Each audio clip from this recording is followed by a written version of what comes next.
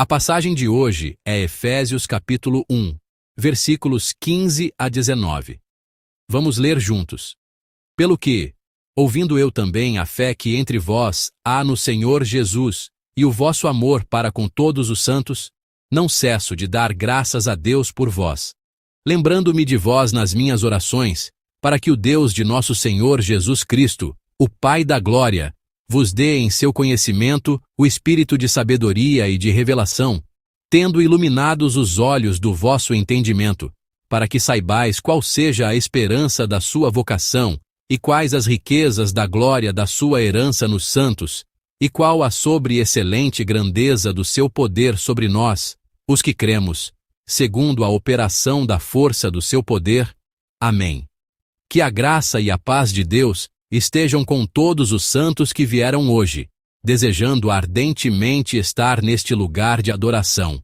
Provavelmente, todos vocês vieram a este culto de madrugada, não por um senso de obrigação, mas porque creio que Deus já lhes deu o desejo de orar.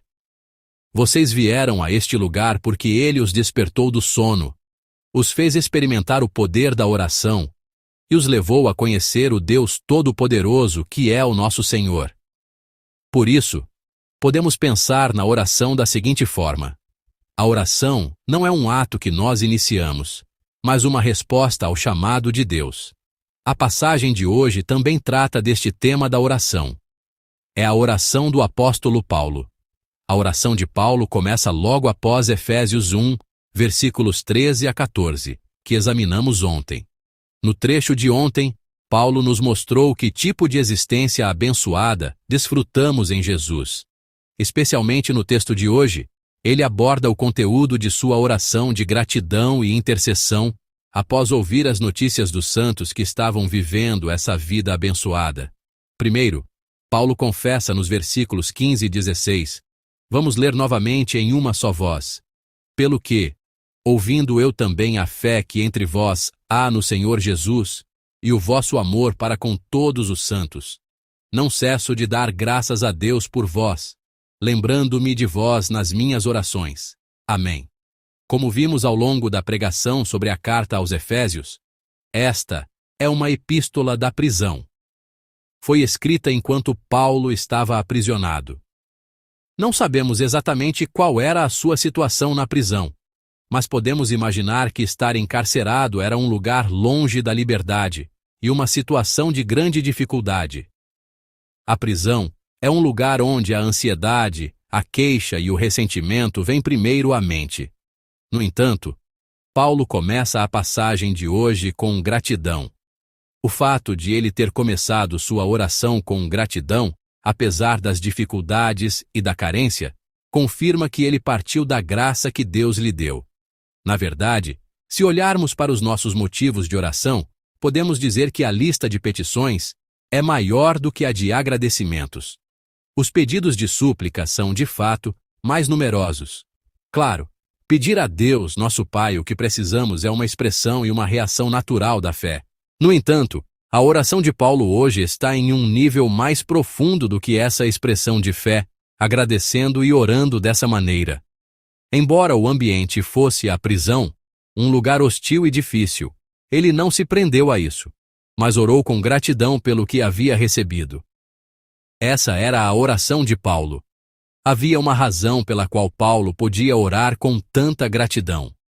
Ele podia orar com gratidão porque não estava preso às circunstâncias, mas partiu da fé e do amor dos crentes de Éfeso.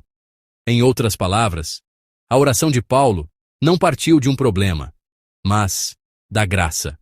Assim, podemos pensar que a direção da oração não é determinada pelo ambiente, mas pela direção do nosso olhar. Amados irmãos, por isso nesta madrugada, gostaria que examinássemos nossas orações. Orar sobre nossas circunstâncias é uma atitude de fé necessária. No entanto, neste nosso momento de oração, espero que possamos avançar oferecendo orações de gratidão, agradecendo a Deus por nos ter chamado e pelo que nos foi dado. Que esta madrugada seja um tempo abençoado em que, ao orarmos com gratidão, transcendendo as circunstâncias, percebamos que podemos avançar como cristãos maduros na fé. Eu os abençoo em nome do Senhor. A oração de Paulo, que começou com gratidão, não parou aí, mas continuou para o próximo passo. Uma oração de intercessão, para que conhecessem a Deus mais profundamente. Este ponto de transição é o cerne do versículo 17. Vamos ler novamente Efésios 1, versículo 17, em uma só voz. Para que o Deus de nosso Senhor Jesus Cristo, o Pai da glória, vos dê em seu conhecimento o espírito de sabedoria e de revelação. Amém. O primeiro motivo de intercessão de Paulo é pedir o espírito de sabedoria e revelação. A palavra sabedoria nesta passagem não significa meramente uma capacidade intelectual em seu sentido original.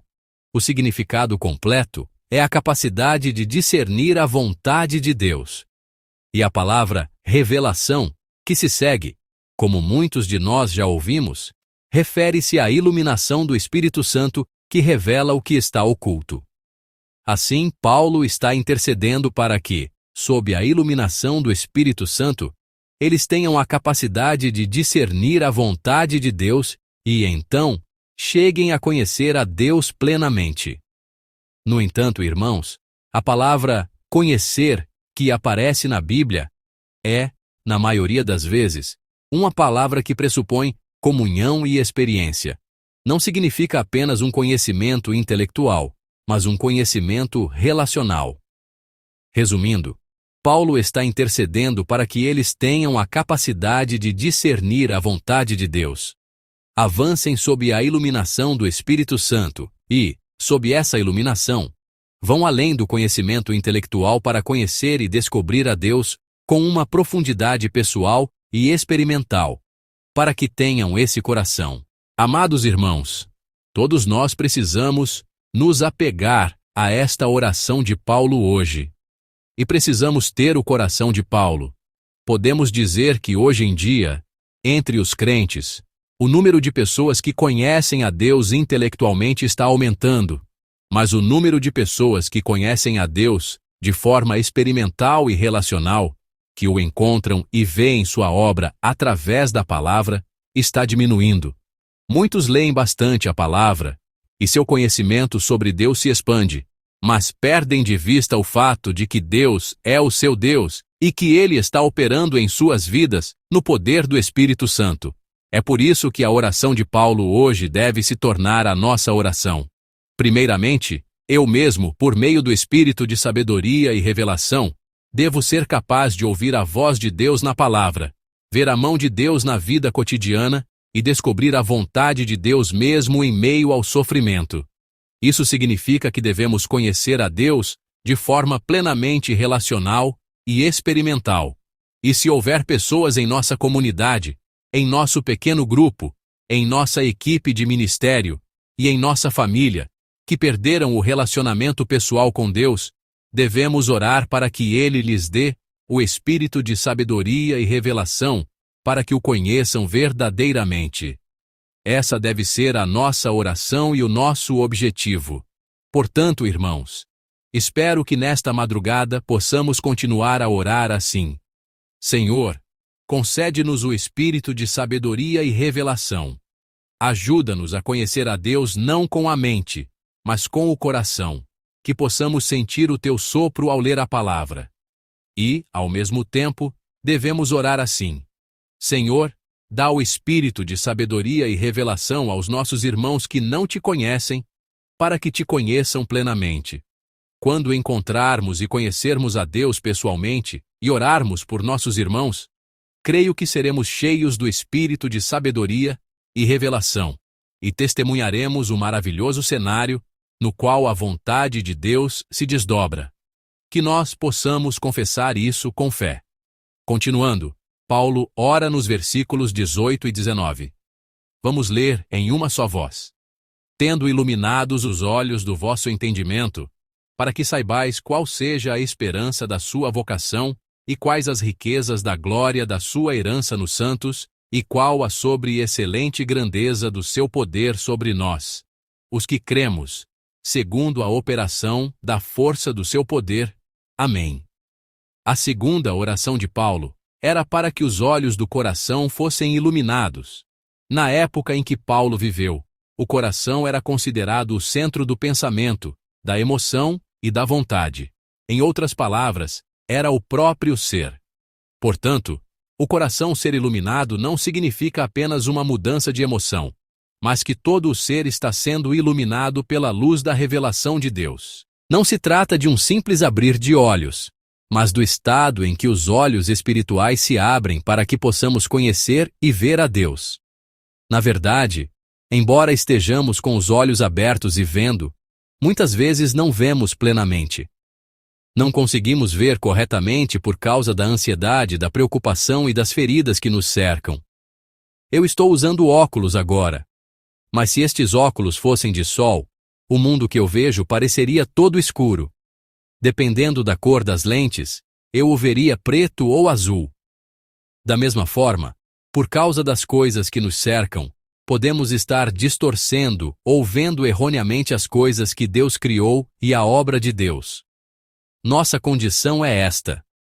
Vemos o ambiente como maior do que Deus, e os problemas como maiores do que as promessas. É para nós, nessa condição, que Paulo ora.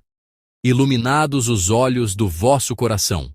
Quando os nossos olhos, os olhos do nosso coração, são iluminados, só então podemos conhecer qual é a esperança da vocação de Deus, a riqueza de sua herança e a suprema grandeza do seu poder para conosco. A esperança da vocação mencionada na passagem não se refere apenas à esperança do céu. Significa que podemos entender a razão e o significado de Deus nos ter chamado a este lugar, a nossa esfera de vida e a nossa igreja hoje. Deus não nos convidou a este lugar por acaso. Há um propósito claro no chamado de Deus no trabalho, em casa e na igreja. Quando esquecemos esse propósito, nossa direção inevitavelmente se abala. Ou seja, quando nossos olhos espirituais se obscurecem, não conseguimos ver plenamente o chamado de Deus. Mas quando o Espírito Santo ilumina nossos olhos, só então percebemos que este lugar é o chamado e a vocação do Senhor. Como o pastor titular disse em sua pregação ontem, o ambiente não muda depois da oração, mas nosso coração muda primeiro. É isso que significa.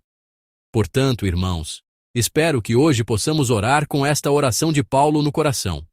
Em vez de orarmos oprimidos pelas circunstâncias, sem conseguir ver plenamente e apenas suplicando para que o ambiente mude, oremos para que Deus nos dê o espírito de sabedoria e revelação para conhecê-lo plenamente, para que nos conceda a plenitude do Espírito Santo, a fim de descobrirmos a esperança deste chamado. Quando começarmos a orar assim, chegaremos a conhecer a riqueza de Deus que nos chamou e experimentaremos a grande graça de Deus que transforma todas as coisas pelo poder da ressurreição. Que nós possamos crer e avançar. Em nome do Senhor, eu os abençoo.